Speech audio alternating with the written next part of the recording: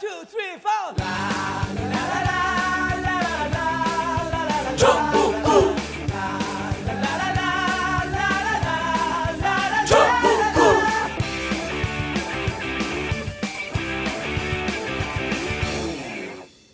단 하나의 정통 정치 팟캐스트 정봉주의 전국구 시작하겠습니다. 조기숙 교수님 특집. 안녕하세요. 자, 왕따 정치학 계속 이어갑니다. 지난 시간 이어서 자, 좋은 날의 기자님, 아나운서님, 왔다. 네, 안녕하세요. 좋은 날입니다. 예, 지난 시간은 그래도 조금 이렇게 질문도 하고 그랬어요. 뭐 정리도 쫙쫙 해대고 나는 안 좋고 졸고 있을 때. 자, 그리고 조기숙 교수님 네. 자리하셨습니다. 안녕하세요. 예. 네, 반갑습니다. 지난번에 6번 한까지 했어요. 6번 한까지 하다가 서든 딱 끊어갖고 벼랑한 브레이크를 잡았고 사람들이 이거 뭐. 우리 7번 좀 했는데. 7번 좀 하다 말았나요? 네. 예. 알겠습니다. 이어서 권위주의 문화에 대해서 얘기를 좀 해야 된다. 그러면서 끝냈죠? 예, 알겠습니다. 전국구 애청자분들과 진도 팽목항을 방문합니다. 아직도 미수습된 가족들과 인양을 지켜보는 가족들이 지금도 팽목항에 있습니다. 그 아픈 역사의 현장을 방문합니다. 2월 26일 일요일 당일치기로 다녀올 예정이고 광화문에서 아침 8시에 출발합니다. 회비는 3만 원입니다. 자세한 내용과 신청은 전국구 홈페이지 imtb.or.kr, imtb.or.kr이나 세월호 가족지킴이 홈페이지에서 해주시면 됩니다. 그리고 전국구 홈페이지인 imtb.or.kr, imtb.or.kr에 들어오시면 한 줄 통신 시사 서비스가 있는데요. 매시간 서너 번씩 시사 속보를 간단하게 전해주는 유료 서비스입니다. 신속한 정보를 요구하는 요즘 같은 때에 매우 의미 있는 서비스니까요. 많이 신청해 주시고요. 전국구 공개방송 안내입니다. 매주 목요일 저녁 8시 청담동 89-10 벙커에서 있습니다. 방송도 즐기시고 커피, 식사, 술까지 함께 할 수 있는 매주 목요일 저녁 8시 전국구 공개방송에 많은 참석 바랍니다.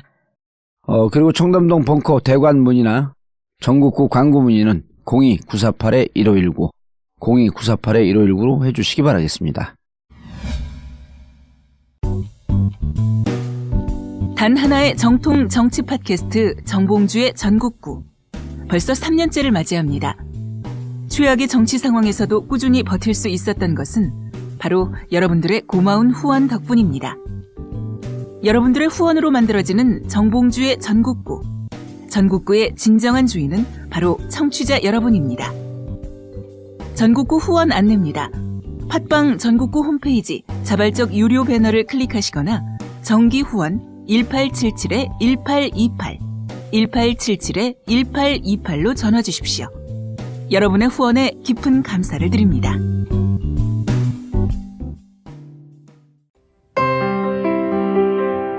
박근혜 대통령 탄핵안이 국회에서 통과될 때 세월호 가족들은 통곡을 하며 주저앉았습니다. 아이를 가슴에 묻고 거리로 나서 싸워봤던 지난 3년의 세월이 통곡과 한으로 스쳐 지나갔습니다. 지금까지 가족들의 손을 잡아준 분들 고맙고도 또 고맙습니다. 여러분의 도움으로 함께 살아왔습니다. 마지막까지 가족들의 손을 잡아주세요. 인터넷 검색창에 세월호 가족지킴이를 검색하세요.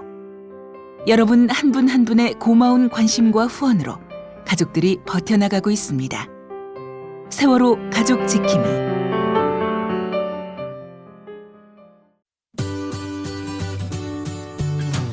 풍성교 2017년 새해 선서.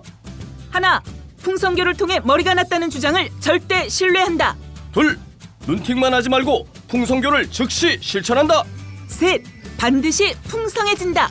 풍성교 실천하여 젊은 자신감 되찾아오자.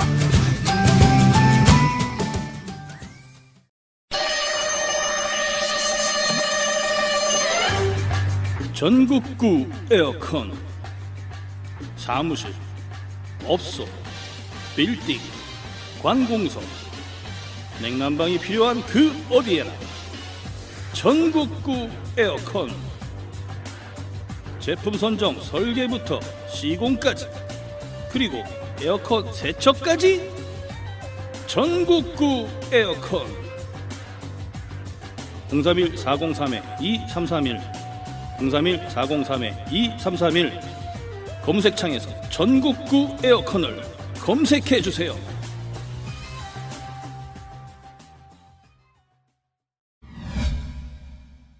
권위주의 문화. 그래서 지난 시간에 이제 1세대, 2세대, 3세대 시민권이 역사적으로 이렇게 순차적으로 발전해 왔다. 네.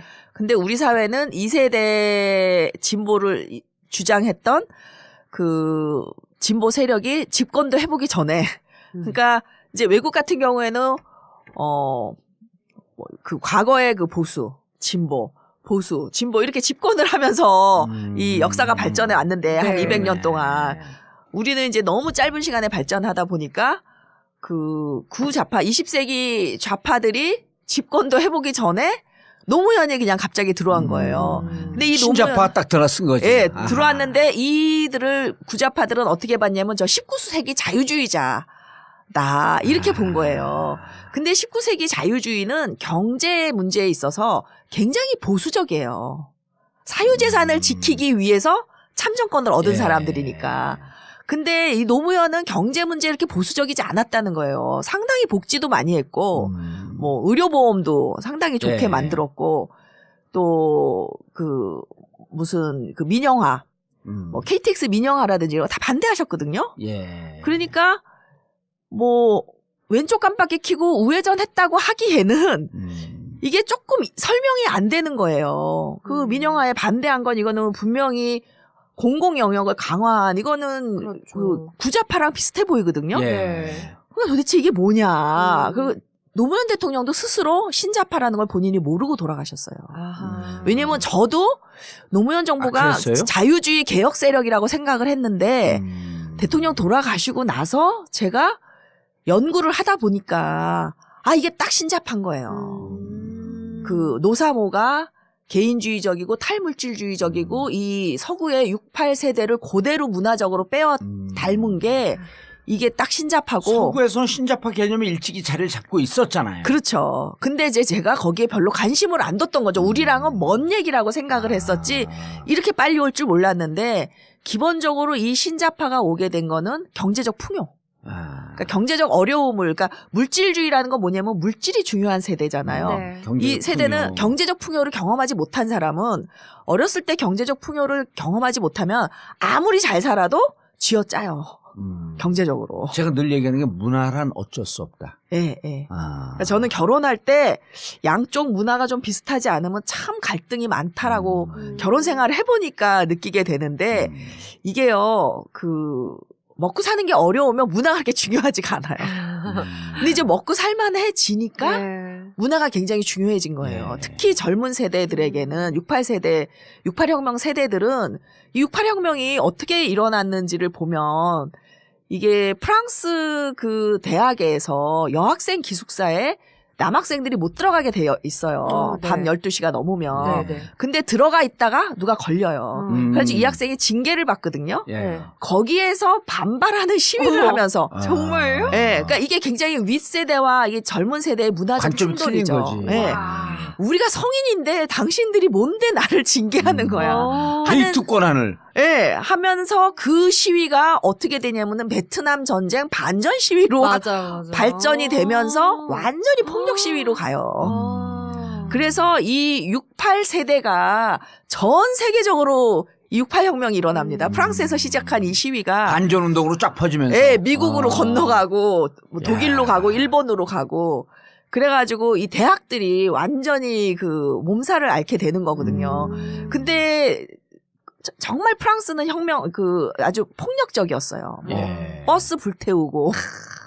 그 사람들은요. 있어요. 네. 아니 근데 우리 이번에 그 촛불 때 프랑스 사람들이 왔고 내가 전국구에서 한번 얘기했는데 그 프랑스 가수 지망생이 왔거든요. 한류에 빠져 있는. 네. 걔가 한 4차 5차 촛불 집회 때 저를 만났는데요. 이제 다른 친구 또 가수 지망생하고 이제 왔는데 이런 얘기를 해요. 참 이상한 사람들이래. 스트라이크라고 하는 말 자체 이미 스트라이크는 뭘 때리고 기존 질서를 부시는 거 아니에요? 그리고 자기들 나라에선 일단 100명, 200명만 와도 스트라이크는 부시는 거기 때문에 그걸 데모할 때 무조건 부셔야 되고 기본 폭력성을 담보하는 거고 그걸 막는 쪽에서도 그런 것에 대한 깊은 관용이 있다는 거예요. 근데 그건 어떻게 저 많은 100만이 모여갖고 안 때려 부시냐. 너무 이상하다는 거예요. 휴지 줍는 거 보고. 그러니까 우리가 여러 면에서 그 선진국들을 앞서는 부분이 있는 거예요. 21세기에 그러니까요. 와가지고. 그러니까 우리가 늘 서구를 뒤따라간다고만 생각을 했기 때문에 저도 신자파가 벌써 나타났다는 것에 대해서 깜짝 놀랐죠. 그랬는데 이제 보니까 지금 트럼프 당선된 걸 보면 딱 우리 10년 전 이명박 당선될 때랑 분위기가 똑같아요. 비슷해요. 그럼 똑같아요. 2007년 네, 그러니까 내가 가서 BBK로 한번 싸워주고 와야 될 판이야. 그러니까 노무현의 이제 식상해가지고 네. 이명박을 받아들였듯이 오바마의 식상한 국민들이 이제 트럼프를 그러네. 받아들인 것처럼. 근데 이제 이 시위도 보면 우리가 서구를 앞서 나가잖아요. 앞서 나갔죠. 완전히 그러니까 우리가 앞섰죠. 이게 인터넷이 발달하다 보니까 21세기 문화가 그냥 훅 들어와 버린 거예요. 그리고 신자파의 핵심적 그 근거 토양이 제가 보니까 신자파가 서로 간의 소통이나 이런 것이 왕성한 상태에서 꼽히는 것 같아요. 그렇죠. 그렇죠. 그리고 우리가 지금 이 왜냐면은 촛불이나 신자파의 핵심이 뭐냐면요. 권위주의 싫어, 꼰대지 싫어 이거거든요. 이건 뭐냐면 수평이야 우리는. 우린 다 수평적 관계, 평등해. 대등한 예. 대화 관계. 예. 이게 노무현 대통령이 주창했던 거 아니에요. 예, 예. 그 검사와의 대화니까 이 들이 그냥 그러니까 그러니까 이게 문제가 뭐냐면 권위주의적인 문화를 가지고 있는 사람은 강자한테 약하고 약자한테 강하잖아요. 이런 문화를 가진 집단은 밟아줘야 돼. 그런데 이 또 신자파가 누구에게나 평등하잖아요. 그렇죠. 평등하게 소통하잖아.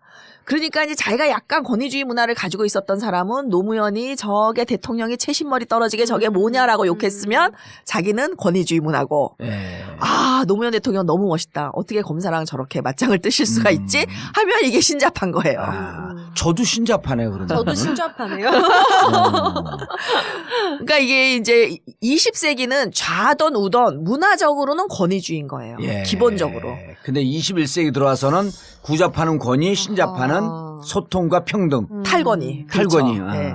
근데 제가 사실은 2002년 대선 때에도 딴지일보를 제가 열심히 봤거든요. 네. 예. 근데 제가 조금 불만이었어요. 뭐가 불만이었냐면 딴지일보 기사가 진짜 분석적이고 진짜 리치하고 아주 좋아요. 그런데 이 정말 그 이상한 그 용어들, 쌍욕들 이런 것 때문에 너무 그 가치를 폄훼당하는 거예요. 그때만 해도 우리가 굉장히 권위주의 문화였기 때문에 얘네들이 이런 그 욕설 뭐 이런 문화 때문에 이 주옥 같은 기사들이 빛을 못 보는구나 그랬는데 낙검수가 똑같이 욕을 하고 그러는데 떴잖아요. 낙검수는 탈권위주의의 상징이에요. 그러니까 신좌파의. 딴지일보도 그게 상징인데 딴지일보는 그럼에도 불구하고 이제 거기는 이 은근히 그 딴지일보 내부에 권위가 있어. 그런 기존 언론계의 권위와 질서를 또 갖고 있어. 그러니까 이게 대중적으로 확 꽃을 피우기에는 뭔가 빗장이 좀 있었던 거예요. 그래요? 그때는 오히려 그런 뭐 하여튼 우리가 보통 평소에 안 쓰는 낯뜨거운 용어들이 많이 나오잖아요. 그런 용어들이 오히려 대중의 접근성을 이제 막았지. 막았던 것 같은데 낙검수가 하면서 아니 딴지일보는 폭발을 못했는데 왜 낙검수가 폭발을 했지 하고 제가 생각을 해보니까 네. 이게 신자파가 확 퍼진 거예요. 신자파가. 그리고 이런 문화가. 거예요. 낙검수 기자들은 그냥 평범한 기자들이 기사를 썼는데 낙검수는 그 딴지일보는 근데 낙검수는 국회의원 했던 사람이 감히 바닥으로 내려온 거야. 제 역할이 결정적이지 않았을까요? 그것도 있고 그것도 있고 제가 볼 땐 5년간 문화혁신. 문화혁명이 일어났었던 거죠. 5년간 예. 노무현이 대통령 맞아요. 하면서 욕 예. 얻어먹어가면서 탈권위주의 문화를 확산시킨 게 탈권위주의 문화를 확산시켰고 예. 그리고 2007년도에 와서 정권이 바뀌고 난 다음에 다시 4년 동안의 반동의 세대를 보면서 더 폭발을 한 거지. 그렇죠. 예. 그러니까 너무나 그 갈증이 나 갈증이 난 있었던 거예요. 데서. 그럴 때 다시 노무현이 뿌려놨던 문화가 바로 이런 신자파고 탈권위주의고 평등과 소통의 문화고 참여의 문화다라고 하는 것을 약간 문화적 형태로 낙검수가 보여주니까 그렇죠. 폭발을 한 거지. 예, 예. 그래서 제가 노사모부터 낙곰수까지 이런 책을 쓰다가 아직도 다 못 쓰고 있는데. 아니 근데 교수님 저는 개인적으로 네. 정말 이런 얘기 하고 싶지 않은데 네. 그때 낙곰수를 제일 많이 비판했던 문화평론가가 누군지 아세요? 우리 쪽에 진보 진영에 누구예요? 진중권과 네. 허지웅이에요. 왜요? 허지웅은 이제 완전 딴따라로 갔고 네. 진중권 교수가 이거를 뭐라고 그때 비판했나 나 감옥에 있을 때 잘 기억도 안 나는데 그래갖고 낙곰수를 엄청 씹었어요. 정확히 어떤 점에 대해서 그 기억 안 남니까 이 사람 자꾸 물어보고 있어. 그래요? 그런데 저는 기억하는데 네. 저한테 진중권 교수가 뭐라고 공격을 했냐면은 네. 근데 진중권 교수는 남을 비하하는 공격을 해요. 저한테. 그리고 심지어 저는 박사잖아요. 자기는 석사지만. 근데 저더러 멍청하다고 공격을 해요. 그런데 그게 굉장히 엘리트즘에 쩔어 있는 거예요, 이 사람이. 예. 그래서 이제 남을 그렇게 비하하거든요. 그러니까 그 근데 권위주의 문화여서 그럴 수 그럴 있어요. 수 있고 그 사람이 약간의 낙곰수 정확한 뭐라는지 기억이 안 나는데 무슨 우상주의 막 이런 거로 비판했는데 저한테도 비판한 게 제가 이제 낙곰수를 굉장히 그때 막 트윗에 많이 예. 호응하고 광고하고 뭐 김어준을 지지하고 네. 이랬을 때 이제 그 저한테 교수가 낙곰수 같은 거나 좋아하고 예. 이랬어요. 그러니까 교수가 이거 뭐냐면 권위 없이 그러니까 이 사람이 그런 굉장히 거죠. 권위주의 문화를 가지고 네. 있다는 거죠. 예. 그래서 근데 이제 진중권 교수의 장점은 뭐냐면 이분도 진짜 자기는 양심 결벽인 척 하지만 진보 진영의 많은 정치인들을 비판하고 재단하고 예단하고 함으로써 특히 이제 광노현 교육감 같은 사람 공경에 빠뜨렸던 대표적인 사람이거든요. 네. 근데 절대 사과 안 해요. 예. 이 구자파들의 특징이 사과를 안 한다는 거예요. 근데 진중권의 장점은 계속 자기 발전을 한다. 예. 그래서 요새는요, 또 완전히 신자파처럼 행동해요. 이게 그분의 장점인 것 같아. 그래서 한때는 정말 입진보의 대표 인물이었고, 구자파의 대표적인 인물이었지만, 네. 이제 지금은 또. 근데 난 진짜 교수님 말씀을 끊어서 죄송한데 예. 진중권하고 전 싸우진 않았는데 저는 진중권 교수가 뭐라고 저를 씹었는지도 몰라요. 예. 근데 뭐라는데 내가 뭐 진중권 교수 그러면서 내가 이제 가볍게 농담하듯이 뭐 알아 뭐 이런 식으로 한마디 툭 던졌는데 마치 엄청나게 진중권 교수를 비한 것처럼 하니까 진중권 교수가 또 나를 공격을 했대. 전 몰라요. 일단 글을 잘 열심히 안 읽으니까. 근데 어쨌든 제가 그렇게 저를 공격한 진중권 교수와 채널A 외부자들이라고 하는 방송을 같이 하고 있잖아요. 그렇잖아요. 예. 그거 얼마나 훌륭해 내가. 아닌데 진중권도 요새 보면 태도가 굉장히 많이 바뀌었어요. 그럼 훌륭한 사람이에요. 근데 보니까 바뀌었기 때문에 근데 그 바뀌는 과정에서 자기가 과거에 잘못했던 거, 그러니까 예를 들면 디도스 공격 지금 사실로 드러났잖아요. 예. 근데 그때 김어준을 음모론에 빠져 있다고 얼마나 욕하고. 김어준은 원래 음모론 좋아해요. 그거는 아니, 그러니까 정확한 비판이야. 그런데 저도 김어준이 너무 음모론에 빠지는 건 별로 안 좋아하는데 디도스 공격은 제가 굉장히 그럴듯하다고 봤고. 디도스 공격은 또 이제 저는 50대 50으로 봐요. 진중권 비판 50 옳고, 김어준 디펜스 50대 50% 옳고. 근데 이제 지금 보면은요, 진중권 교수가 귀여워요. 정말 아니, 귀여워요. 그분이 장점이 있어요. 예.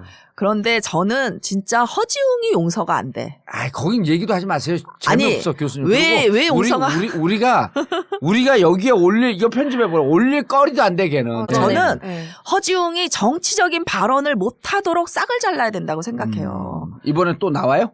그 SBS에 나오는 걸로. 사회 연재하는데? 네, 나오는 걸로 SBS 나오더라고요. 그런데 왜 저는 허지웅은 이런 정치적 발언의 기회를 주면 안 된다고 생각하냐면 저는 시민 블랙리스트에 올려야 된다. 허지웅을. 네, 왜 그러냐.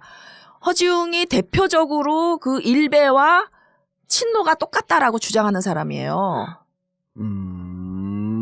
근데 일베는 사실 우리나라니까 이상한 대통령이니까 이게 합법 사이트로 남아있고 처벌을 받지 않지 독일 같은 나라였으면요 벌써 혐오 발언으로 처벌받았어요. 아하. 우리나라도 혐오 발언을 처벌하는 혐오 발언 금지법이 지금 입법 예고돼 있어요. 그러니까 뭐냐면은 의미가 있네. 그 그냥 자신이 편집할 일이 아니네 이게. 그렇죠. 자신이 선택할 수 없는 뭐 인종이나 지역이나 뭐 연령이나 선택할 수 성이나 없는 거 아니에요. 그렇죠. 이런 걸로 인해서 비하 발언을 하면 안 되는데 네네. 일베는 기본적으로 그런 거를 비하하거든요. 그리고 거의 천륜을 무시한 발언을 하는 게 일베잖아요. 그러니까 다른 선진국 같았으면 이 사이트가 지금까지 남아있을 수도 없고 이미 폐쇄됐고 그다음에 그 사람들은 발언한 사람들 다 처벌받아야 되고. 법적으로 처벌받죠. 그러니까 예를 들면 뭐 히틀러를 옹호한다든지 또는 뭐 히틀러가 했던 일을 뭐 미화하려고 한다든지 또는 이렇게 물타기를 한다든지 이래도 다 법적으로 처벌받아요. 그런데 일베라는 거는 이거는 범법행위거든요. 우리 지금 아직 혐오 발언 처벌법이 없어서 그런데 그럼에도 불구하고 상당히 많은 명예훼손과 잘못된 정말 오죽하면 일베충이라 그러겠어요. 그런데 노사모와 친노와 일베가 똑같다라고 주장하는 게 허지웅이고요. 그다음에 제가 우리 아버지 친정 아버지가 이런 발언을 하셨다라고 트윗에 썼는데 그 발언을 누가 쌍욕을 했어요. 그래서 제가 그 사람한테 항의를 한 그 트윗을 가지고 친노는 이렇게 갈등적이라고. 그러니까 제가 먼저 공격한 것도 아니고 공격을 당한 것에 대해서 방어를 한 건데 그거를 친노가 공격적이고 갈등적인 그 하나의 예로서 그걸 딱 쓰는 거예요. 그래서 제가 그게 아니다. 이 사람이 먼저 나를 심한 말로 우리 아버지를 공격했기 때문에 나를 공격하는 건 그래도 좀 참아도 내 아버지를 공격하는 건 못 참잖아요. 그래서 항의를 한 거다라고 했으면 자기가 사과를 해야 되잖아요. 그렇죠. 그 사람들의 특징이 일체 사과를 안 한다는 거예요. 그러고선 어쨌든 트윗에서 견딜 수가 없어가지고 트윗계를 떠났는데 저는 이런 사람은 절대 정치적 발언을 하도록 허용하면 안 된다. 왜? 영화는 자기 전문성이 있으니까 뭐 해도 괜찮아. 하지만 전문가가 아니잖아요. 정치적. 전문가가 아닌데 범죄적인 발언을 한 거거든. 친노랑 일베가 똑같다는 건. 그리고 적대적 공생관계라고 했는데 노사모는요. 일베가 없이 탄생한 조직입니다. 신자파 조직이에요. 그리고 매우 바람직한 조직이에요. 이 자발적 결사체. 그런데 허지웅이 공격을 받은 거는 친노를 또는 광노현 교육감을 사실도 잘 모르고 부당하게 공격을 하니까 자기가 공격을 받은 거지. 가만히 있는데 공격을 친노들이 한 게 아니거든요. 그런데 자기가 잘못한 건 생각지 않고 둘이 공격하는 게 똑같으니까 적대적 공생관계다 그랬는데 새누리당과 공생관계는 지금 우리나라의 그 새누리당과 소위 말해서 구자파 이런 게 적대적 공생관계죠. 20세기 좌우 또는 새누리당과 북한 서로 없으면 안 되는 관계잖아요. 이게 적대적 공생관계인데 노사모는 일베가 없이 탄생했고 일베가 사라져도 건재할 거예요. 그렇죠. 이 노사모와 일베의 관계는 숙주와 기생충의 관계다. 적대적 공생관계랑은 완전히 다른 관계다. 그런 점에서 저는 알겠습니다. 정치적 발언을 금지해야 될 사람으로서 블랙리스트에 꼭 올리고 싶은 게 지민 허지웅입니다. 블랙리스트. 근데 저는 교수님은 올리시고요. 저는요. 그런 애송이들은 상대하고 싶지도 않아. 그런데 어쨌든 그 사람에게 정치적 발언의 기회가 가고 또 그 사람에게 환호하는 사람들이 있으니까 굉장히 위험하죠. 이런 사람이 그런 발언을 계속하는 거. 저는 그렇게 뿌리와 그러니까 이런 거예요. 처음에는 자기가 마치 그 진보 진영의 한 농객처럼 시작을 했거든요. 근데 지금 어떻게 갑니까? 쭉 결국 가면서 진보 진영의 농객이라고 하는 것은 자기의 정체성이거든요. 삶의 진정한 모습인데 지금은 어떤 한 농객이라고 보기보다는 그냥 평론가란 타이틀을 쓰고 연예인이 된 거예요. 그냥 엔터테이너가 된 거예요. 그러니까 그 사람의 삶은 대중들에게 그 정도 영향력이 있는 거지 본질적 영향력을 주지 않고 한쪽으로 틀어지기 때문에 우리 사회는 요새 연예인들의 영향력이 더 크잖아요. 그죠. 사실 저는 그 사람은 그렇게 되지 않으리라고 봐요. 아니 물론 그렇지만 그래도 어떤 정치적 스피커가 가는 거는 위험한 일이다. 왜냐하면은 이명박과 노무현이 똑같다 이러는 사람이거든요. 대표적으로. 거기에다가 그 사람을 정치적 패널로 해갖고 대선 토론을 하는 그 방송국이 정신이 나간대죠.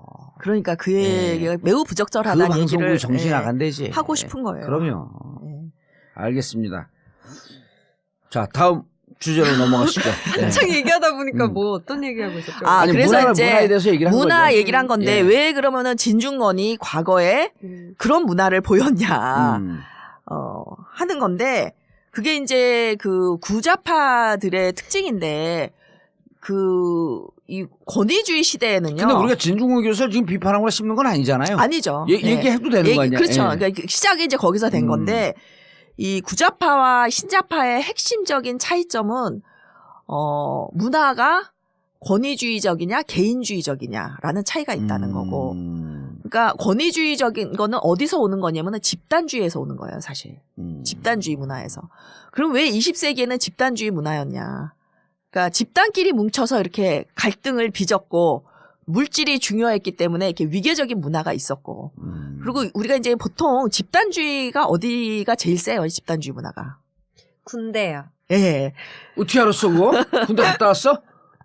딱 눈치. 군대일 것 같더라고요. 눈치는 와. 그러니까 완전히 잔머리는 비상해 진짜.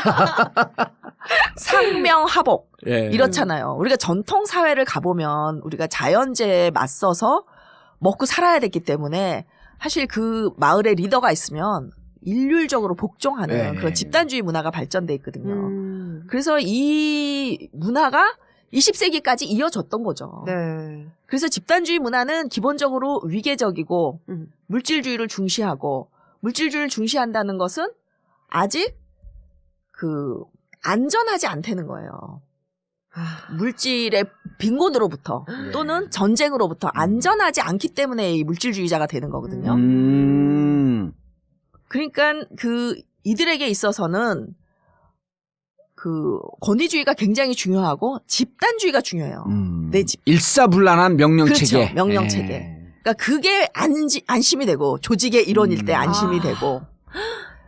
군대도 물질로부터의 불안함이 아니라 적으로부터의 불안함이기 때문에 일사불란한 명령체계가 없으면 언제든지 우리가 선멸을 당할 수 있고 공격을 당할 수 있고 이런 불안함이 있는 거 아니에요? 맞아요. 그렇죠. 저 요즘에 되게 열심히 보는 미드 있는데 미국 드라마 네. 워킹데드라고 아세요? 예, 그냥 계속 보세요. 좀비 나오는 건데 거기에 나오는 모든 집단들이 다 약간 집단주의 형태를 띠고 있는 것 같아요. 되게 좀비가 권위주의적이고. 집단주의인 건 또 이상하다. 좀비 말고 좀비에 대항하는 좀비에 집단. 대항하는 네. 예. 살아남은 두려움이 있으니까 생존자들. 두려움에 대항하기 위해서는 확실한 명령체계가 그게 필요한 또 거지. 기본적으로 이 맞춰지네요. 왕따는요. 집단주의에서 나오는 문화예요. 왕따가. 집단에 적응 못하는 사람 하나를 이렇게 벌을 주는 게 예. 사실 그러니까 집단에 적응 못하는 그 왕따들이 쭉 모인 게 이른바 신자파들이 신자파 아니에요. 그렇게 되는 거구나. 그러네. 그러니까 개인주의자들. 예, 개인주의자들. 그러네. 예? 그다음에 야 우리가 저쪽에서 왕따 당했는데 집단주의에 적응 못한 건 집단주의는 상하 명령체계인데 우리 명령체계 필요 없어. 우린 평등한 소통. 그리고 하고 싶은 얘기 다 해. 집단을 무시하는 거죠. 집단 무시하고. 예. 또 누가 요거만 딱 따갖고 친노는 왕따의 집합체 이러고 쓰겠네. 그렇구나. 재밌네. 네, 딱 진짜 재밌네요. 가기 쓰네 이제. 그러니까 이 서구에서는요 학교에서도 왕따가 그렇게 심하지 않아요. 개인주의 문화이기 때문에. 제일 그 왕따 하면 제일 위험하게 생각을 해요. 그렇죠. 근데 왕따가 심한 게 이제 이 집단주의 문화가 있는 곳이거든요. 그러니까 우리가 군사 독재 정권의 잔존, 권위주의 문화, 독재 문화 이런 건 하나의 집단주의거든요. 예, 예. 그것에 이런 잔존이 남아 있는 것이 우리가 뭉쳐서 누구 하나를 몰아내는. 그렇죠. 아. 근데 이제 이 군사 독재에 맞서 싸우면서 예. 이 엘리트 학생 운동권들도 또 만들어지는 거야. 똑같이 권위주의적인 체제로 맞서 싸워왔다는 거죠. 그러니까 김대중 대통령도 어떻게 보면 그 권위주의적인 리더였어요. 그렇죠. 왜냐면은 박정희 권위주의와 맞서 싸우려니까 효과적이거든요. 권위주의가 사실은. 오히려 김대중 대통령하고 김영삼 대통령 둘을 보면요. 신좌파적 성향은 김영삼 대통령이 더 있었어. 왜냐면 소통을 중시했거든. 별로 안 그런 것 같아요. 김영삼 대통령이 지각을 하잖아요. 네. 참모가. 그러면은 그 자리에서 너 나가 했다는 거예요. 아. 못 들어왔대요. 그럼 엄청 권위주의. 굉장히 권위주의적이죠. 네. 근데 노무현 대통령 때는 제가 지각을 한 적이 있어요. 딱 한 네. 번. 근데 그날 행사가 없다 그래서 제가 진짜 좀 늦잠 좀 자려고 1시간 잤는데 네.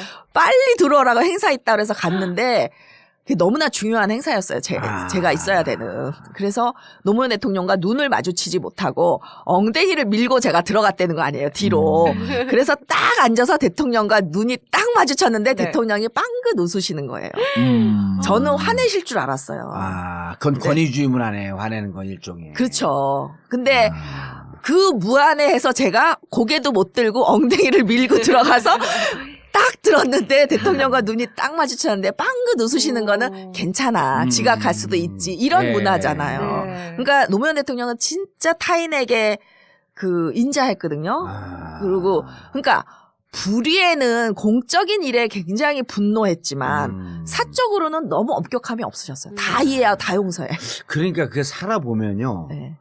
이게 사람이 된 사람은 자기한테는 엄격하고 남한테 관대해야 되는데 그쵸. 보통 사람들이 반대로 하거든요. 그쵸. 남한테는 엄청 엄격해요. 그래서 자기한테는 관대하고. 근데 제가 이제 IMF 온 이후에 김대중 대통령 되고 난 다음에 종로에서 학원을 크게 했잖아요. 근데 이제 우리 경영 원장이 있었는데 그 양반이 미국에서 오래 살았어요. 그리고 다른 학원에서 있었는데 외국인 강사들 한 30명쯤 됐거든요.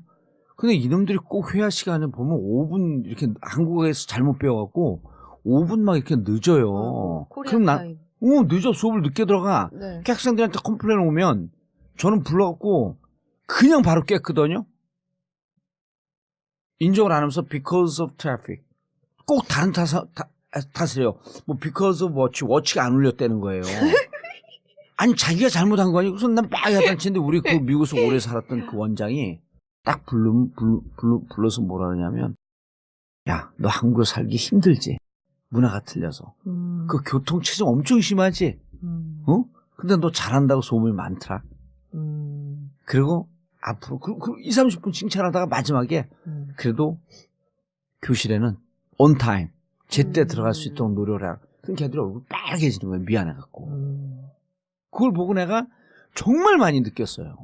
근데 그걸 털어내는데 막 10년 이상이 지나가도 안 지나가고 지금 우리 직원들한테도 막 어떻게 다 이해하려고 그러다가도 한순간에 이거 이렇게 못하면서 이제 빡 터지는 거야 이게. 옛날 권위주의 그 모습 그대로.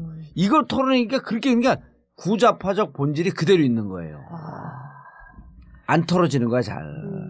막 이해하려고 그래도 그래도 평상시에 뭐 다 잘하고 있으니까. 근데 하나 잘못하면 이거를 막 그냥 깨지 않으면서 직성이 안 풀리고. 그래도 노력하고 계시잖아요. 엄청 노력하죠 진짜. 네. 그럼 노력하고 딱 이해하고 딱 그 트윗끄면 그냥 울글불글하니까 술만 먹는 거야. 근데 그게 구좌파 신좌파의 문화적 차이네. 그렇죠. 근데 이제 구좌파는 사실 20세기에 예. 어떤 진보적 가치, 그 다음에 그 경제적 평등, 여기에 사실 자기가 올인한 거잖아요. 예. 어떤 그렇죠. 이익을 추구하지 않고 네. 진보 언론을 택해서, 그러니까 진보 운동권을 하고 그렇죠. 사회의 정의를 위해 싸우고 또 진보 언론을 택하고 이랬으니까 이 사람들에게 있어서 구좌파 가치는, 경제적 평등이라는 이 가치는 옳고 그름의 문제예요. 너무나 옳은 거예요. 그리고 그 옳음을 위해서 자기의 일생을 희생했기 때문에 네. 이게 자기의 정체성이 돼버린 거예요.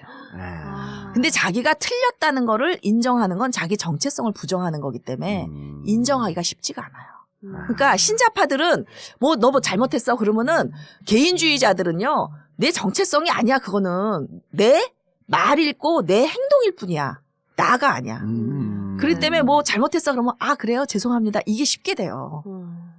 개인주의자는.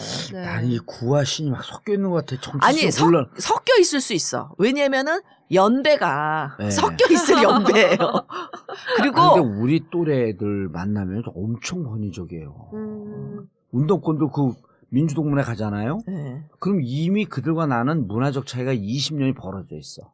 그렇지. 과거 그 상태로 머물러 있는데 저는 계속 젊은 친구들하고 소통하면서 문화를 바꿔왔잖아요. 그렇죠, 그렇죠. 네. 네. 그러니까 지금 그래서 민주동문회를 전 못 나가요. 너무 이질적인 문화야. 지금도 딱 가면 야, 너 몇 학번이었지? 그러면서 그때의 운동권이 무척 위계질서가 있었던 데 아니에요, 옛날에. 그렇죠. 지금도 그 문화에서 안 빠져나가니까 저는 무척 답답하고 너무 과거에 안주하고 있는 것 같고 그래서 이게 왜지 그냥 개인적인 성향으로만 분석을 했었는데 지금 교수님 말씀 들으니까 이게 구좌파, 신좌파의 이행기에 있었잖아요. 또 우리는. 그렇죠. 아하. 그리고 우린 또 권위주의도 경험했고. 권위도 경험했고 40이 넘어가면서 신좌파가 오는 그 문화적 소용돌이 속에 또 있었던 거고. 그렇죠. 2002년도 노무현 대통령 올 때 우리가 40을 간 넘을 때 아니에요, 이제. 그렇죠. 그리고 그걸 못 받아들이면 자꾸 과거에 도태돼 있는 이게요, 거야. 집단 간 그 성향도 있고 예. 개인 차도 또 있어요. 자기의 퍼스널리티. 그 퍼스널리티도 보면 이제 이렇게 그 MBTI라 그래서 이제 그 성격 타입 보면 네. 약간 그 권위주의적이고 위계적인 걸 좋아하는 타입이 선호가 있고요. 또 이렇게 굉장히 수평적인 걸 좋아하는 타입이 있어요. 그러니까 노무현 대통령은 굉장히 수평적인 걸 좋아하는 그게 타입이에요. 성장 과정에서 경제적 풍요도 이런 거하고도 연관이 있나요? 아까 지난 시간에 그런 얘기를 좀 했었는데 물질적 그러니까 그렇죠. 어렸을 때 물질적으로 좀 풍요롭게 자란 사람은 예. 그때 10대 때 네. 10대 때 그런 어떤 물질적 풍요를 맛보면은 훨씬 그 결핍이 적으니까 탈물질주의자가 될 가능성이 크다는 거예요. 그러니까 개인주의적 그렇죠. 개인주의적이고 다급함이 없으니까 평등지향적이고 그다음에 가치를 더 중시하는. 그러니까 가치라는 건 여기서 말하는 21세기적 가치라는 건 뭐냐면 정의라든지 공정이라든지 생태라든지 뭐 환경이라든지 여성이라든지 탈핵이라든지 뭐 이런 쟁점들을 이제 중요하게 생각하는 사람들이 신잡하고 수업인 것 같죠? 수업인 거 저 강의 아니, 같아요. 왜냐면- 죄송해요. 이거 강의로 들리면 아니 어떡하지? 그 강의로 들리지 않고 아니 네. 근데 저는 최강욱이가 그러는 거예요. 나는 이렇게 물어봤어. 최강욱이더러 야, 난 너가 참 이상하다. 서울대 법대에 나오고 네. 충분히 저쪽 보수 진영 가서 행복하게 잘 살 수 있을 텐데 왜 이렇게 그 진보적 가치를 갖고 계속 그 훨씬 경쟁력이 있는 자기 삶을 포기하고 그런 가치 중심적 삶을 사는 너가 참 이상하다. 그러니까 저한테 그래요. 최강욱은 어렵게 살았거든. 저희 집은 무척 잘 살았어요. 그러니까 최강욱이 뭐라 그러냐면 저는 선배님이 더 이상해요. 그렇게 풍요로운 집에서 자기만 생각하면 삶은 됐을 텐데 네. 왜 이렇게 억지로 힘든 길을 갔는지 자기 또 이상하다는 거야. 그러니까 보니까 지금 교수님 말씀 들으니까 이런 어렸을 때 경제적 풍요가 물질로부터 좀 해방되고 그렇죠. 자유로워지니까 가치 중심적으로 가고. 왜 68세대가 그때는 아니냐면 2차 대전 이후에 풍요를 맛보는데 그렇네. 부모들은 전쟁을 경험했기 때문에 그때 부모들은 6.25 세대 같았던 거고. 그렇죠. 풍요를 예. 맛봐도 이 악몽으로부터 벗어날 수가 없어. 그래서 여전히 물질주의자가 되는 거고요.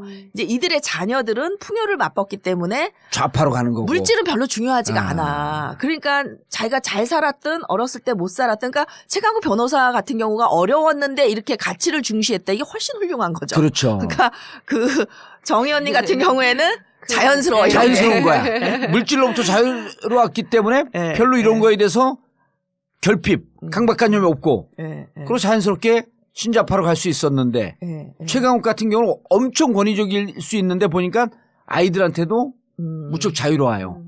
그러니까 그런 평등해. 거는 예. 타고난 성향이 있어요. 또. 아니 그 부인의 역할이 커요. 부인의 역할까지. 아이들한테 잘못하면 네. 그냥 한 귓방망이 맞는데. 아니 근데 그게 네. 또 그 부인이 그렇다고 되는 게 아니라 또 타고난 성향이 있는데 근데 개인적으로 보면 무척 권위주의일 것 같은데 가치는 무척 리버럴하고 묘하더라고 그 친구도. 근데 보면은 이제 개인 차도 있고 네. 이제 집단 차도 있고 근데 그래서 문화가 중요한 거네. 물론 이 구좌파 중에서도 네. 문화에 따라서 많이 다르겠죠. 그렇죠. 다른데 이제 네. 개인의 성향이 발현되기가 어려운 거죠. 왜냐하면 조직의 문화가 있고. 그러니까 저는 그 이 구좌파의 문화를 정말 제가 뼈저리게 느낀 게 언제냐면 땅이라는 영화를 본 적이 있어요. 네. 제가 제목이 정확히 기억이 안 나는데. 부동산 투기꾼 영화인가요? 아니요.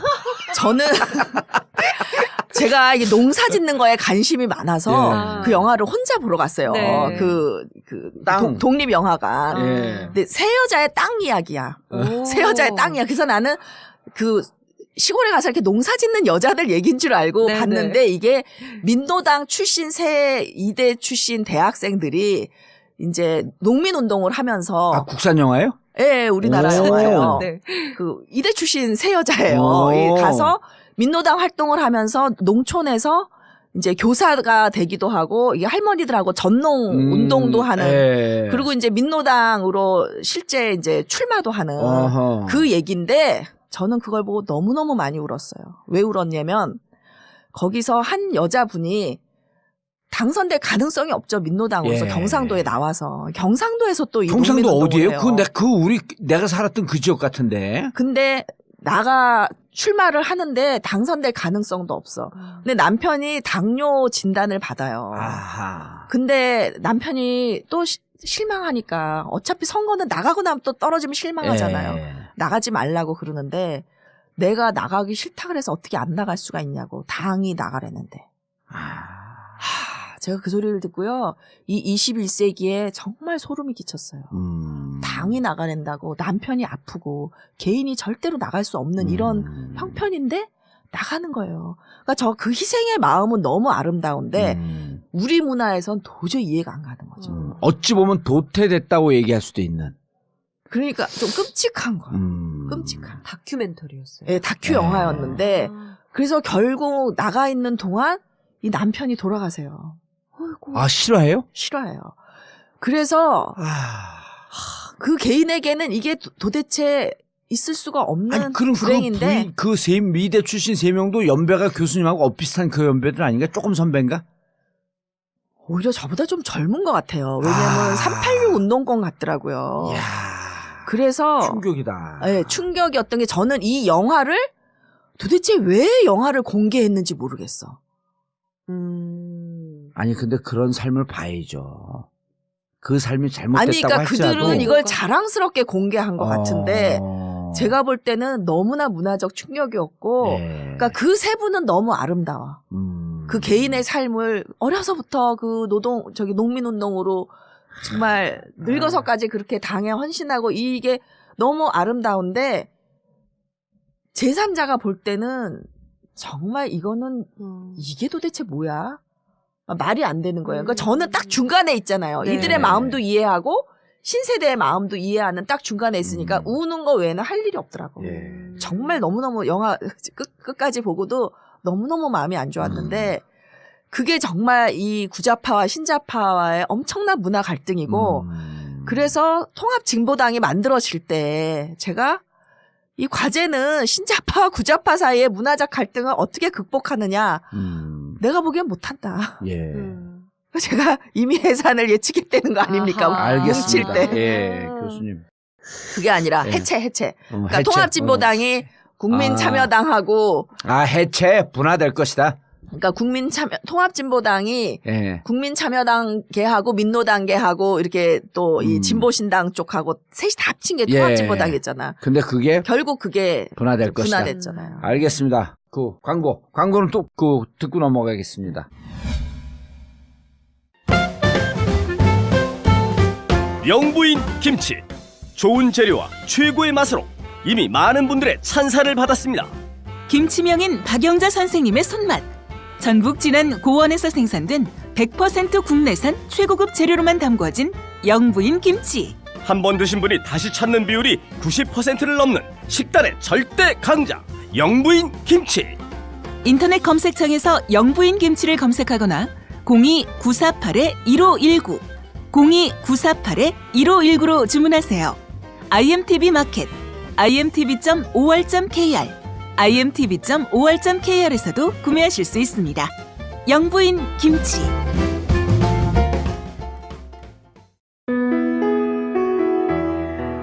경제가 점점 더 어려워지면서 꽃 쓸 일도 많이 사라지고 있습니다. 하지만 입력해두시고 반드시 필요할 때 이용해보세요. 좋은 사람과 플라워 1566-3528 1566-3528 전국 1,500개 작은 영세꽃집들이 전국구와 함께 뭉쳤습니다. 국가조차 포기한 서민들의 삶 손잡고 극복하겠습니다. 1566-3528 1566-3528 좋은 사람과 플라워 함께 손잡은 우리는 하나입니다.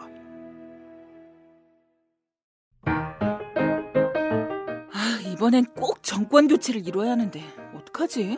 간단하잖아. 전국구도 열심히 듣고 책으로 나온 끝까지 물어주마를 열심히 읽으면 되지. 맞아. 열심히 관심을 가지니까 바뀌긴 하는 것 같더라고. 책으로 나온 끝까지 물어주마. 인터넷 서점에서 주문하세요. 정권 교체하려면 건강도 좋아야 합니다. 봉도사의 제1탄 골방 몸짱에 이은 몸짱 프로젝트 제2탄. 나만 따라해도 여러분의 행복한 일상을 책임집니다. 꼭 읽어야 할 필독서. 끝까지 물어주마. 나만 따라해!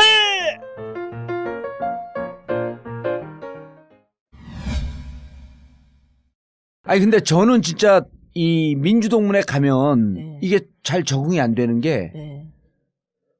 그분 저보다 후배들도 있거든요. 네. 근데 그분들이 저를 보면 문화적으로 이해가 안 되잖아요. 그 저를 보면은 연예인 왔다 그래. 나 연예인 아닌데? 꾸준히 정치를 하려고 이렇게 준비하고 있는 사람이고. 근데 옛날 정치와는 조금 다른 형태의 정치를 하고 있을 뿐이죠. 네. 근데 20대, 30대 촛불을 들고 나오는 그들한테 가면 그들은 절대 연예인이라고 안 그래요. 그냥 자기들하고 똑같은 사람인데 좀 방송 친화적인 사람. 네. 이렇게 보는 거예요. 그래서 민주동문회 갔을 때 내가 느끼는 이질적인 문화와 촛불을 들고 나와 있는 이 거리에 나와서 애들을 데리고 나온 40대, 50대들 혹은 20대, 30대들하고는 동질한 문화를 느끼는 거예요, 저는. 근데 이제 이 그 신자파들 중에서 예. 특히 이제 친노라고 또는 친문이라고 하는 사람들이 이렇게 뭐 부당하게 누가 뭐 비판하거나 막 이러면은 또 막 가서 이제 뭐 공격도 하기도 하고 예. 뭐 18원을 보내기도 하고 뭐 이러잖아요. 예. 그러니까 이들이 집단적으로 움직인다고 생각을 하는데 이 신자파들은 절대로 집단적으로 안 만나요.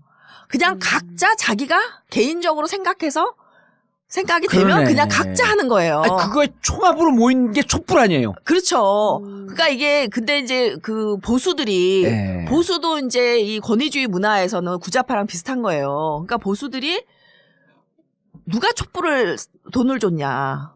배우가 누구냐. 누가 배우냐. 그리고 얼마 받고 나가냐. 이게 도저히 그분들의 머리로는 그러니까 이해가 안 가는 거예요. 집단주의고 예. 권위주의고 집단주의고 그런데. 그러니까 이게 신자파의 특징은 뭐냐면 자발성이거든요. 누가 시켜서 하는 게 아니라 자기가 나와서 하는. 그래서 뭐 조선일보가 뭐 조기숙이 뭐 지령을 내리면 뭐 친문들이 이렇게 몰려가서 뭐 한다 그러는데 친문들이요. 문재인이 뭐라고 해도 싫으면 알티도 안 해요. 그러니까 일체 권위주의를 인정을 안 해요. 그러니까 제가 공감 가는 얘기를 했을 때나 공감하죠. 네. 제가 마음에 안 드는 얘기하면 또 막 저도 공격해요. 네. 그러니까 일체 권위주의를 인정하지 않는 게 이게 신자파의 특징이다. 근데 이게 보수적이거나 구자파인 경우에는 굉장히 이해가 안 가는 문화죠. 그러네. 그러니까 돈을 주고 촛불을 사서 누군가 배후 조정을 해서 하나의 집단의 힘이 뭉쳐서 촛불에 나왔다. 이렇게 믿는 거지. 그렇죠. 집단주의가 결국 왕따가 집단주의의 문화인데 집단주의의 유산인데 왜 진보 언론들이 그 노무현을 싫어했냐. 저는 이 문화적 갈등도 크다고 봐요. 문화적 갈등. 예, 그러니까 이들이 대통령을 보면 권위라고는 하나도 없고 그러니까 최소한의 권위는 있어야 되는데 근데 사실 신자파 또는 그 노사모 이 사람들은 노무현을 정말 존경하고 사랑했거든요. 그러니까 권위를 잃지를 않았어요. 그러면 권위적이지 않았을 뿐이지. 근데 그들에게는 권위란 좀 권위적이어야 돼. 좀 황교안처럼 이렇게 각을 세워야 돼. 예. 각 잡힌 모범생처럼 굴어야 돼. 네. 그러니까 이 엘리트 운동권 구자파의 시각으로 보면 이념적으로나 문화적으로나 도저히 용서가 안 돼. 그래서 이제 노무현을 막 때렸어. 아하. 그러니까 보수 언론도 때리고 진보 언론도 때리니까 중간에 관심이 없는 국민들이요. 선거 때가 아니면 관심 있게 안 봐요. 그냥 언론에 나온 게 지지도로 그대로 반영돼. 그러니까 노무현의 지지도가 낮아요. 그러니까 참여정부가 실패했다 그런 거예요. 진보 언론들은. 그래서 실패했다고 계속 했는데 네. 노무현 대통령이 돌아가시고 나니까 막 그냥 확 지지도가 올라오고 이러니까 이 사람들이 이제 추모하는 척을 좀 했어요. 근데 한 1년 또 지나고 나니까 추모와 평가는 별개다. 이러면서 우리가 추모는 편승했지만 평가는 너네는 여전히 실패야. 이렇게 되는 거예요. 그러니까 구좌파 입장에서는 그 노무현의 업적이 다 보잘것없는 거예요. 경제적 분배를 제대로 하지 못했기 때문에. 너무 다르네요. 정치적으로 그렇죠. 하고자 네. 하는 게. 그렇기 때문에 그들은 노무현을 절대로 인정할 수가 없는 거예요. 근데 그때 그러면 참여정부가 왜 실패했냐? 그랬더니 최장집 교수가 구좌파의 대표적인 그 지식인이시죠? 뭐라 그랬냐면은 선거에 패했고 그다음에 지지도가 낮았으니까 참여정부 실패했다. 그럼 지금 노무현 지지도가 1위예요. 그건 뭐야 그럼? 아직도 실패했다는 거예요. 그러니까 이 구좌파들이 옳고 그름이 자기의 정체성이 됐기 때문에 자기네가 그때 틀렸다는 걸 인정할 수가 없는 거죠. 받아들일 수가 없는 거야. 그러면 자기 정체성이 무너지게 돼. 무너지는 거지. 사실 지금 21세기 신좌파적 정체성이라고 하는 것은 옳고 그름 별로 중요하지 않아요. 잘못했으면 잘못했다. 그쵸. 맞아요. 그 다양성이고, 맞아, 뭐 맞아. 그때는 내가 이렇게 생각했는데 이런 정보가 없었다. 네. 새로운 정보가 들어와서 보니 뭐 내가 잘못 생각했다라고 할 수도 있는 저는 거고. 어디 강연 이런 데 가면 네. 뭐를 인용하냐면 제롬 리프킨 교수가 똑같은 얘기를 해요. 20세기 리더십은 절대 군주적 리더십이고 21세기 리더십은 결함투성이의 리더십이다. 20세기는 절대 군주, 전지전능한 리더십. 네. 이게 박근혜 리더십이거든요. 근데 21세기 리더십은 공감의 리더십이면서 나 이렇게 잘못하고 나 이렇게 부족한 사람이니 여러분들께서 나를 도와주세요. 그렇죠. 그러면서 집단의 지성으로 이 힘을 이 난제를 극복하려고 하는. 그러니까 21세기 리더십은 자기 잘못함을 늘 공개하면서 반성하고 잘못하고 인정한다는 거예요. 그런데 어떤 일이 벌어지냐면 노무현 대통령이 돌아가시기 전에 이제 우리 진보의 미래라는 책 쓰고 있었잖아요. 그때 뭘 반성하셨냐면 내가 그 정말 정파의 이익을 생각하지 않은 정말 공정한 대통령이랍시고 한미 FTA 해가지고 이 진보 진영의 분열이 너무나 나 때문에 심각해졌다라는 걸 반성하셨고 그러니까 FTA 한 거를 잘못했다고 반성하시는 게 아니라 자기가 너무나 정파 이익을 생각지 했었어, 않고 이제. 나라의 이익만 생각하고 했는데 결국 나로 인해서 분열이 돼서 아프다. 근데 저는 이게 노 대통령으로 분열된 게 아니라 분열은 내재해 있다고 보는 거예요. 이게 구좌파와 신좌파가 공존이 어려운 거죠. 어려운 그런 거지. 문화적 갈등이 있으니까. 이라크 그리고 파병도 그런 관점에서 보셨나요? 이라크 파병 그 얘기는 안 하셨어요? 이라크 파병은 사실 많은 사람들이 또 이해를 했고 그렇게 뭐 FTA처럼 극심한 쟁점은 그건 아니었거든요. 단발적인 거였으니까 예, 이라크 예, 예. 파병은. 그다음에 이제 그 비정규직 보호법을 이제 임기 말에 통과했는데 사실은 이 임기 초에 통과됐으면 이 법이 저는 비정규직이 정규직 전환이 굉장히 많이 됐을 거라고 봐요. 정부가 힘 있을 때 통과됐으면. 근데 이거 2년 동안 의회에서 막고 못 통과하게 만든 게 민노당이거든요. 민노당은 여지껏 반성한 적이 없어. 근데 노 대통령은 그때 하고 그 파견직법 이런 거 그냥 간 거를 놔뒀던 게 이제 IMF 때 그 IMF의 권고를 받아서 김대중 대통령이 했던 여러 가지 그 비정규직을 만드는 법들이 참여정부에 통과된 게 아니라 김대중 정부에 통과된 거를 그대로 방치하거나 뭐 그대로 그 개정을 했거나 뭐 이런 잘못이 있는 거죠. 거기에 대해서 뼈저린 반성을 하셨는데 그랬더니 뭐라 그러냐면은 노무현 대통령도 그 비정규직 문제에 대해서 반성을 했으니 문재인 당신이 책임지고 그 출마를 하지 마라 이러는 거예요. 근데 그러니까 뭐냐면 이 반성이라는 거는 진보 진영 내 분열이 이렇게 있으니 서로 반성을 해야 되는 거잖아요. 그래야 그럼요. 우리가 연대가 되고 앞으로 나아갈 수 있는 건데 네. 너 반성했으니까 너 아무것도 하지 마 이거예요. 나는 다 잘했어 이거거든요. 그러니까 이게 또 권위주의 문화의 특징이에요. 그러네요, 진짜. 그러니까 수평적인 문화에서는 내가 상대가 반성하면 그래 나도 잘한 건 없지 나도 잘못했어 이래야 서로 화해가 되잖아요. 네. 예. 근데 상대가 반성했더니 그래 너 잘못했어 너 은퇴 우리가 할게 이거 아니에요. 이런 거 아니에요. 무릎 딱 꿇고 죽을 죄를 졌습니다. 그러니까 죽어. 그렇죠. 그런 거랑 똑같은 네. 거죠. 계속 끊임없이 문재인의 무릎을 꿇리려는 거예요. 자기네들이 잘못했다는 거는 조금 더 인정하지 않고 그러니까 왜 그러냐. 자기 정체성이기 때문에 그래요. 구좌파의 신념이. 시대가 지났다는 거를 모르는 거죠. 근데 이제 구좌파와 신좌파가 문화적으로 이렇게 갈등이 있는데 그러면 전혀 공통 분모가 없냐? 그렇지 않아요. 어떤 공통 분모가 있냐면 경제적으로는요. 그 구좌파는 좌파예요. 네. 근데 신좌파는 경제적으로는 별로 관심이 없어요. 아예. 그냥 그러니까 다 달라요. 신좌파들의 경제 문제에 대해서는 뭐 실용주의자도 있고 네. 약간 우파인 사람도 있고 그리고 이슈별로 또 입장이 다 틀리잖아요. 이슈별로 다 달라요. 그리고 음. 약간 그 좌파랑 비슷한 사람도 있고 그런데 네. 현실의 문제가 지금 우리가 분배와 양극화 문제가 굉장히 심각하잖아요. 네. 이럴 때는 신좌파들이 구좌파랑 공감할 부분이 있다는 거예요. 근데 그게 구좌파처럼 완전히 좌로 가는 건 아니고 상당히 중도에서 약간 왼쪽으로 에서 합의를 할 수 있는 부분이 있다는 거예요. 네. 네, 그런 쪽에서 신좌파와 구좌파가 손을 잡을 부분이 얼마든지 있다. 네. 그리고 뭐 하여튼 그 공공기관 민영화도 반대하고 네. 또 문재인 대표가 지금 공공 그 부문의 일자리를 또 만들어내는 많은 공약을 하잖아요. 네. 그러니까 뭐 어느 정도 좀 평등 사회로 가고 그 지향점은 일치하지만 지금 서 있는 문화적 방법론이 다른 방법론이 거죠. 틀리다. 그러니까 이 구좌파들은 뭐냐면 국가주의예요.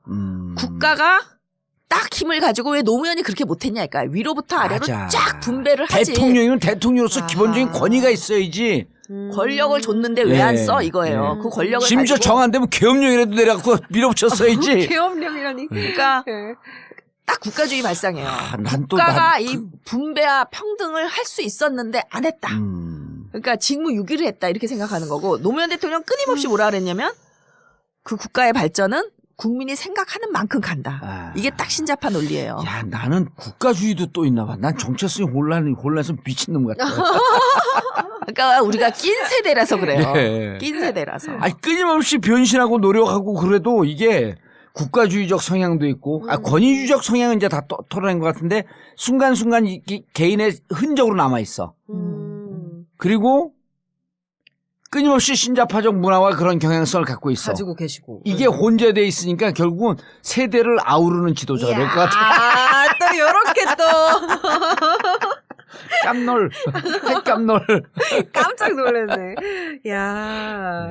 아니, 근데 우리가 진짜 낀 세대라서, 네. 그 와중에서 잘하면 진짜 큰 걸 다 먹을 수 있고, 잘못하면 어느 쪽에도 못 모여있는 스스로 찾아가는 왕따의 길로 가고. 예. 그래서 사실은 노무현 대통령을 지지하는 분들이 예. 직장 내에서도 커밍아웃을 못 해요. 그러면. 왜냐면은 표로해야지. 그렇지 저기 친노 왕따 문화가 있다니까요. 있지. 곳곳에 사회 예. 곳곳에 그래요. 예, 그런 게 있기 때문에 네. 그리고 이제 심지어 제가 이렇게 트위터하고 팟캐스트 나오고 이러는 거를 무지무지하게 욕하는 교수들이 있어요. 교수 망신은 다 시킨다. 그렇죠. 맞아요. 네. 이게 탈권위주의인데. 예, 예. 교수 망신. 그리고 지금은 이게, 아까 지난 시간에 그 얘기 했잖아요. 방송 광고 비용은 비싸다고요. 이게 TV, 라디오 이런 거 방송 비용에 100분의 1대 효과는 100배예요. 세상이 바뀐 거거든? 그럼 주류 문화, 주류 언론의 프레임이 어쨌든 TV 중심으로 가고, 라디오 중심으로 가는 것 같지만, 해적 방송인 것 같은데 상당히 우리 사회에 하나의 정치 사상적 흐름을 가져가고 있는 팟캐스트 이런 걸 예를 들어 구좌파나 이런 권위주의 문화에 사로잡혀 있으면 이해를 못하죠. 그럼요. 예. 그러니까 제가 예를 들어서 연구를 게을리한다든지 예. 네. 논문도 한 편 없으면서 막 이런 데 다닌다든지 그럼 욕할 수 있어요. 그럼요. 근데 제가 엄청 논문 많은 사람 중에 하나거든요. 예. 그리고 그 논문 결과를 가지고 제가 지금 이렇게 공유하는 거잖아요. 그런데 무조건 이제 욕하고 싫어하는 뭐 일부겠죠. 사람이 있는데 예. 그 이유는 이제 왜 이렇게 내가 싫대 그랬더니 그러는 거예요. 네. 최신 없이 권위 없이 권위 떨어지게 아이고. 교수들 단체를 욕먹인다고. 아이고. 그러니까 제가 교수의 그런 건 없을까요? 자기도 이런 데 나와서 한번 해보고 싶은데 질투, 시기 그런 것도 좀 일부 있지 않을까? 왕따는 원래 질투 시기와 함께 가죠. 그러니까 이제 이 집단주의가요. 지난 시간에 우리가 정청래 공갈 발언할 때 예. 시기 질투 표창원 얘기할 때 그 얘기했잖아. 시기 예, 질투심이 예. 저변에 깔려 있다. 예, 예. 그러다가 좀 잘못한 거 하니까 울고 싶은데 뺨 때린다고 그때부터 정청래와 표창원을 집중적으로 공격했다. 시기 질투심이 원천 아니에요, 그게. 근데 시기 질투심이요. 예. 개인주의 문화엔 별로 없어요. 그러니까 개인주의 문화는 나와 쟤를 비교하지 않아. 나는 나로서 너무 잘하고 있어. 행복해. 그러니까 김연아는 늘 김연아가 경쟁 대상이었잖아요. 예. 그러니까 자기 극복, 자기 스스로를 이기는 게 그게 개인주의자들의 특징이에요. 그런데 집단주의자들은 늘 남과 비교해. 그렇기 때문에 질투심이 많아요. 사촌이 땅을 사면 배가 아프다. 이건 딱 집단주의 문화에서 나오는 거예요. 찌찌뽕. 그러네. 근데 이 집단주의가 얼마나 무서운 거냐면요. 이 이스라엘의 타치페리라는 교수가 예. 이 집단주의를 연구한 게 있는데 집단을 어떻게 만드냐면 우리는 지금 말하는 집단은 뭐 구자파, 신자파 뭐 이념에 따라서 뭐 이렇게 나누잖아요. 네. 근데 이때 집단은 그냥 학생들을 불러서 이렇게 실험 상대 대상으로 이제 오는 거예요. 네. 그래가지고 그림의 점을 보여줘. 그래서 그림의 점이 500개 이상이냐, 500개 이하냐.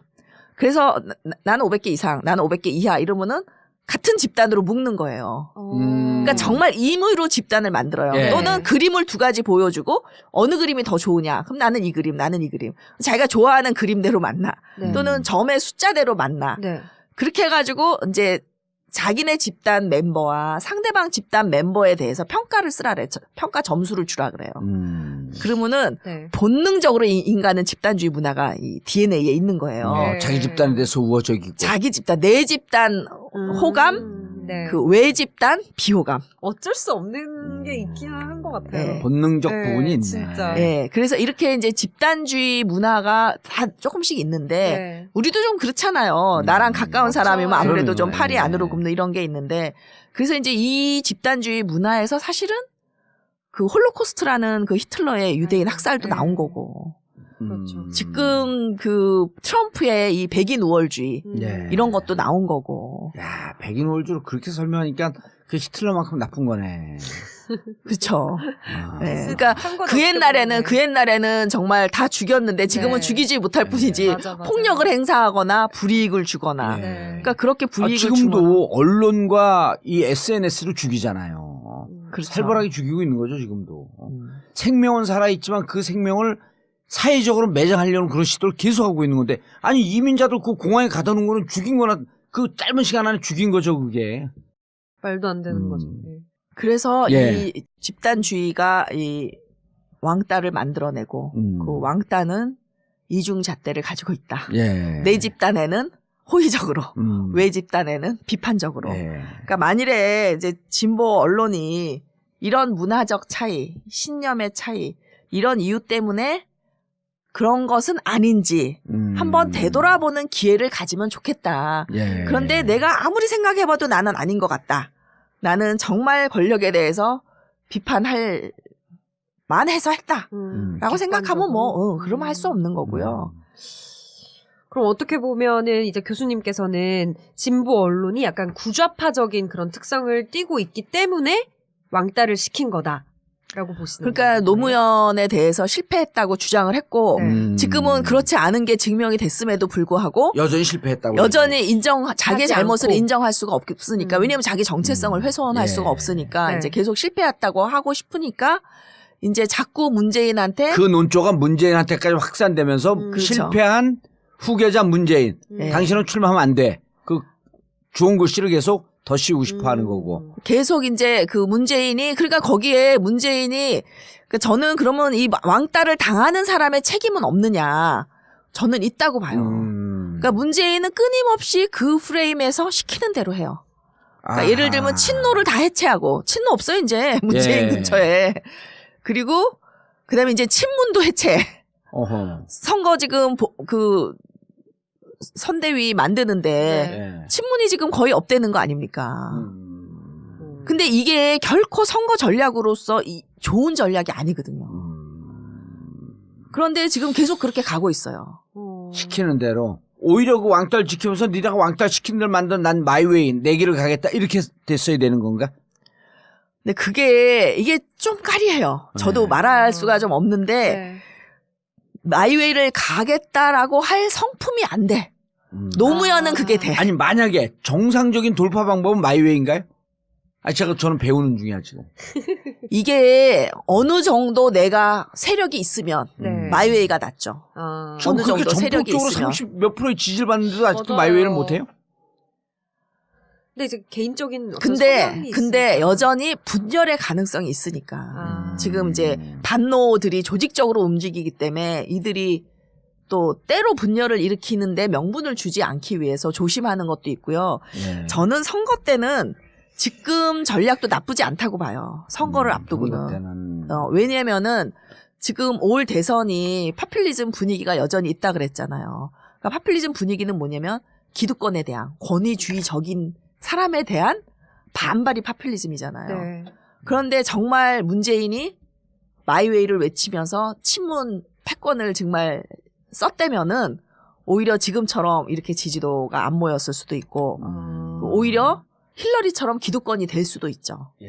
그러니까 의도한 건 아니지만 문재인이 의도한 게 아니고 워낙 성품 때문에 이렇게 왔지만 저는 파퓰리즘 국면에서 매우 좋은 선거 전략이었다라고 보는 거예요. 그러니까 늘 희생자야. 희생자가 먹혀. 희생자 프레임이 왕따 프레임이 먹혀. 그러니까 절대로 문재인을 기득권이라고 몰아붙일 수 없게 됐어요. 지금 상황이. 게다가 이 왕따까지 지금 유명해져가지고 전국구가. 네. 그러니까 오히려 시민들이 이 신자파 시민들이 똘똘 뭉쳐서 문재인 지키기를 하고 있거든요. 그러니까 충성도도 1등, 지지도도 1등. 네. 그리고 이 올라가는 확산도 1등인데도 꾸준히 올라가고 있고 이러니까 의도하지 않았지만 이 선거 국면에는 매우 좋은 선거 전략을 쓴 거예요. 예. 그런데 대통령이 만일에 된다면 네. 이렇게 계속 갈 거냐라는데 저는 조금 의구심이 회의적이다. 예, 있다는 거예요. 예. 그거는 이제 지금 걱정할 일은 아니고 예. 일단 선거 국면에서는 비교적 적절한 전략이었다. 의도하진 않았는데 의도하지 않았지만. 예. 그러면 세상 의도하지 않아도 예. 우리 인간이 의도한다고 되겠습니까? 우주가 도와줘야지 되는 거죠. 본인 성품에 예. 그게 맞았던 것 같은데 이제 그동안에는 너무 소수였기 때문에 다 포용하고 개방하고 뭐 이러면서 왔는데 뭐 어느 순간에는 좀 화도 낼 줄 알고 예. 갈등을 적극적으로 막 끌려가지 말고 예. 좀 적극적으로 해결할 수도 있고 이래야 되지 않나. 아니 지금 또 적극적으로 발언 안 하니까 또 그러잖아요. 벌써 대통령 된 줄 알고 부자 몸조심한다. 별걸 다 갖고 씹어대. 그러니까 대응을 안 하면 안 하는 대로 씹고 하면 하는 대로 씹고. 뭘 해도 씹어요. 예. 그러니까 그냥 왕따의 운명이라 생각하고 다만 이번 대선의 왕따의 위치가 별로 나쁘지 않다라는 걸 위안 삼아 네. 잘 알겠습니다. 나가시면 될 것 같습니다. 근데 저는 그 노무현 대통령께서 이런 얘기를 했어요. 홍수가 나도 대통령 책임, 가뭄이 나도 대통령 책임, 교통사고가 나도 대통령 책임. 이것은 지도자로서 어쩔 수 없이 안고 가야 할 운명입니다. 그랬거든요. 와. 그런 얘기를 했어요. 네, 그래갖고 그랬어요. 근데 이제 저는 그런 지도자가 있는 반면에 계속 유태이탈 화법으로 나는 책임 없고 나는 잘못이 없습니다라고 하는 두 명의 지도자를 지금 극적으로 우리가 비교해 보는 거 아니에요. 네. 그리고 국민들은 이런 모든 것을 나의 책임으로 안는 것이 더 훌륭한 지도자다. 당시엔 몰랐죠. 당시엔 몰랐죠. 근데 오히려 문재인 후보를 통해서 저렇게 왕따를 당하고 공격을 받으면서도 모두 다 내 책임으로 의도하진 않았지만 감내하고 가는 모습에서 대중들은 조금 더 감동을 받고 있는 건 아닐까요? 열광까지는 아닌 것 같고요. 감동은 좀 답답해하지만 문재인의 그 진정성은 통했던 것 같아요. 예. 그거에 대해서 그런데 정치에서는 이게 전 국민이 신자파라면 예를 들면 이제 유럽 북유럽 같은 데는 이 탈물질주의자의 퍼센티지를 가지고 그 나라의 민주주의 정도를 이렇게 딱 비교해 보면은요 코릴레이션이 명확하게 있다 그래요. 그러니까 예를 들면은 뭐 북유럽이 민주주의 정도가 상당히 높다. 그러면 네. 탈물질주의자의 수가 굉장히 많은 거죠. 한 높다. 70% 네. 예. 근데 우리나라는 탈물질주의자의 수가 굉장히 작은 나라 중 하나예요. 그 경제 발전에 비해서. 그래서 사실은 굉장히 물질주의적인 나라인데 네. 지금 이제 이런 최순실 박근혜 게이트를 겪으면서 야, 우리가 정말 중요한 걸 잊고 살았구나 라면서 지금 이제 그 본질로 돌아오고 있는 중이거든요. 예. 그래서 이제 지금은 뭐 물질이나 먹고 사는 문제보다는 정인이 뭐 공정이니 이런 문제가 이제 더 많이 적폐청산이니 이런 문제가 더 많이 거론되고 있는데 네. 근데 이제 우리가 하여튼 권위주의자가 많은 사회잖아요. 예. 좌에도 우에도. 음. 그럴 때는 사실은 그 맥그레거 번스라는 그 리더십 대가가 있는데 그 교수가 프랭클린 루즈벨트 대통령을 연구한 사람이에요. 근데 뭐라 그랬냐면 프랭클린 루즈벨트는 그 아주 교활한 여우와 용맹스러운 사자의 모습을 다 가졌다라고 해서 가장 그 뛰어난 리더십으로 꼽아요. 근데 저는 그 점에서 김대중 대통령이 가장 닮지 않았나. 그러니까 권위주의자에게는요 권위적인 게 좀 먹혀요. 그래서 이게 오바마도 그런 어려움을 많이 겪었는데 지금 이제 퇴임할 때 되니까 이제 지지도가 높은데 임기 중에는 노무현이랑 똑같이 뭐만 하면 오바마는 사과를 잘해요. 왜냐하면 신자파들은요 내 행동이 남하고 다르면 그 사람을 기분 나쁘게 했잖아요. 내가 비록 잘못하지 않아도 쉽게 사과해요. 그리고 그게 내 정체성을 건드리지 않아. 네. 그래서 오바마가 사과를 잘해요. 그래가지고 벨크로 대통령이라 그러고 레이건은 테플론 대통령이라 그랬는데 그러니까 레이건은 뭐냐면 절대 사과하지 않아. 그러니까 그 박근혜 대통령하고 똑같아. 유체 이탈 하면요 국민들이 네. 아 맞아 저런 노인네가 뭘 알았겠어. 우리 불쌍한 대통령. 아이고. 그러니까 테플론이야. 다 보호해줘. 근데 벨크로가 뭐냐면요 찍찍이야 찍찍이. 이 찍찍이 뭐예요? 모든 먼지가 다 붙잖아요. 예. 그러니까 오바마가 사과할 때마다 그래 너 잘못했어 이거예요. 권위주의자들은 우습게 하는 거예요. 잘못했으니까 체결하라 그러고. 예. 그래서 그 후보일 때는 지금 전략이 나쁘지 않은데 리더가 되면 우리 사회의 그 탈물질주의자의 퍼센티지를 보고 거기에 맞는 테플론적 리더십을 정책도 필요하겠다. 그렇죠. 예. 알겠습니다. 왕따 정치학으로부터 향후 출범할 대통령의 리더십까지 정봉주의 전국구 마치겠습니다. 감사합니다. 감사합니다. 1, 2, 3, 4.